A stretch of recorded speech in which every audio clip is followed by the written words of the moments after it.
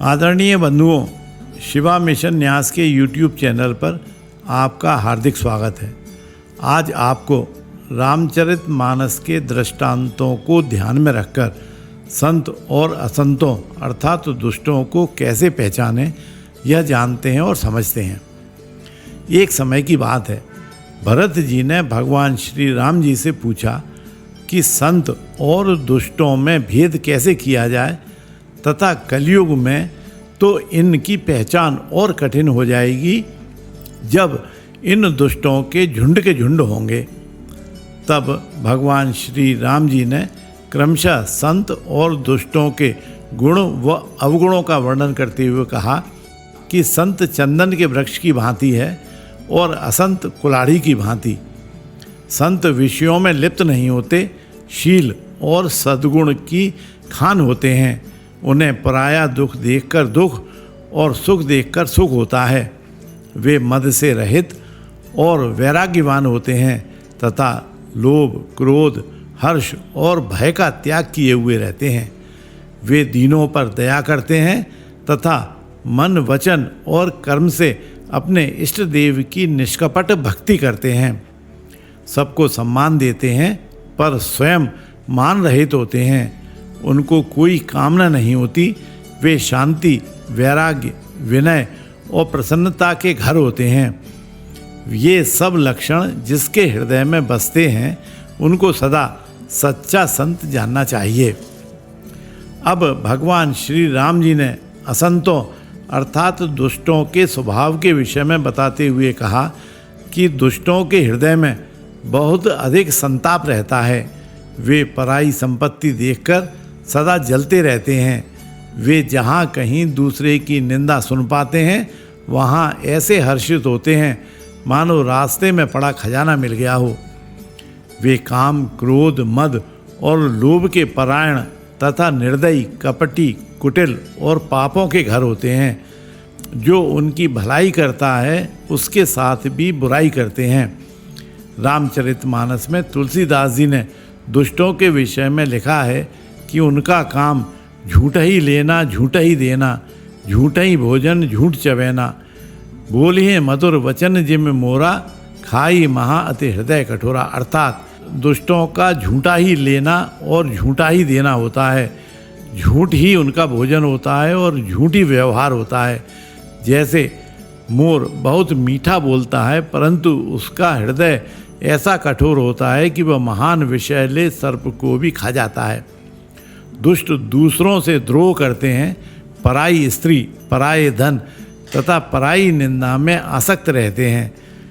लोभ ही उनका उड़ना और लोभ ही उनका बिछोना होता है। वे माता, पिता, गुरु, ब्राह्मण किसी को नहीं मानते।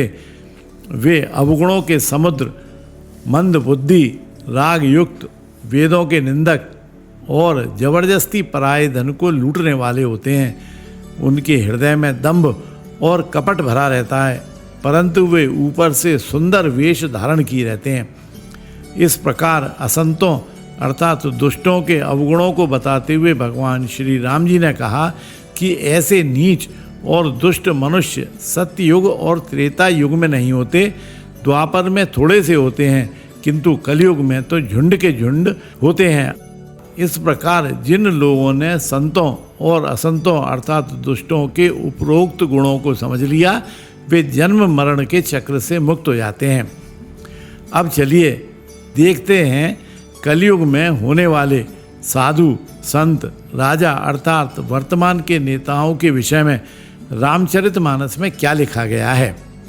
तुलसीदास जी लिखते हैं, कलयुग के पापों ने सब धर्मों को ग्रस लिया है। सदग्रंथ लुप्त हो गए हैं। दंभियों ने अपनी बुद्धि से कल्पना कर करके बहुत से पंथ प्रकट कर दिए हैं। ब्राह्मण वेदों को बेचने वाले और राजा प्रजा को खा डालने वाले होते हैं। वेद की आज्ञा कोई नहीं मानता।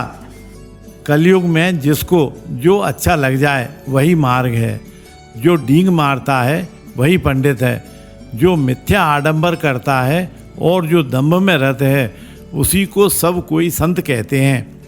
जो जिस किसी प्रकार से दूसरे का धन हरण कर ले वही बुद्धिमान है। जो दंभ करता है वही बड़ा आचारी है। जो झूठ बोलता है और हंसी दिल्लगी करना जानता है, कलयुग में वही गुणवान कहा जाता है। जिसके बड़े बड़े नख और लंबी लंबी जटाएं हैं, वही कलयुग में प्रसिद्ध तपस्वी है। जो पराई स्त्री में आसक्त, कपट करने में चतुर और मोह द्रोह और ममता में लिपटे हुए हैं, वे ही मनुष्य ब्रह्म और जीव को एक बताने वाले ज्ञानी बन बैठे हैं।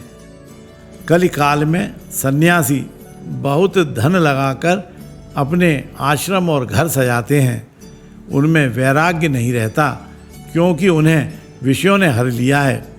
कलयुग में तपस्वी धनवान हो जाएंगे और गृहस्थ दरिद्र हो जाएंगे। संत और असंत अर्थात दुष्टों के गुणों अवगुणों तथा कलयुग के संत महात्मा साधु एवं शासनकर्ता किस प्रकार के होंगे, यही बताने के लिए शिवा मिशन न्यास ने यह वीडियो जारी किया है।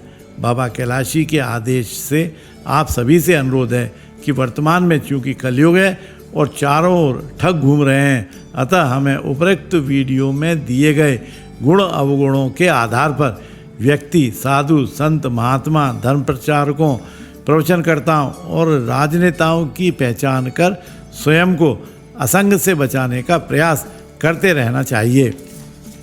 बाबा कैलाशी आपको कलयुग में दुष्टों से अपने आप को बचाते हुए केवल मोक्ष अर्थात ब्रह्म ज्ञान अर्थात जन्म एवं मृत्यु के चक्र से मुक्ति प्राप्त करने का एक सरलतम मार्ग बताना चाहते हैं, और वह यह है कि आप सारे प्रपंचों को छोड़कर अपने अपने इष्ट देव का नाम जप एवं उनके गुणों का चिंतन और मनन करने में लग जाएं।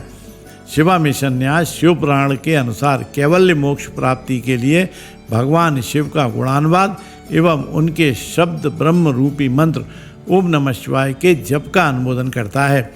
यदि यह वीडियो आपको कलयुग में व्याप्त दुष्टों को पहचानने एवं स्वयं के लिए आध्यात्मिक मार्ग चयन करने में सहायक सिद्ध होगा, तो हम अपने श्रम को सार्थक समझेंगे। यदि यह वीडियो आपको अच्छा लगा हो और यदि इसी प्रकार के ज्ञानवर्धक आध्यात्मिक वीडियो और देखना चाहते हैं, तो शिवा मिशन न्यास के इस आध्यात्मिक यूट्यूब चैनल को सब्सक्राइब कर बेल आइकन जरूर दबाएं। बोलिए ओम नमः शिवाय।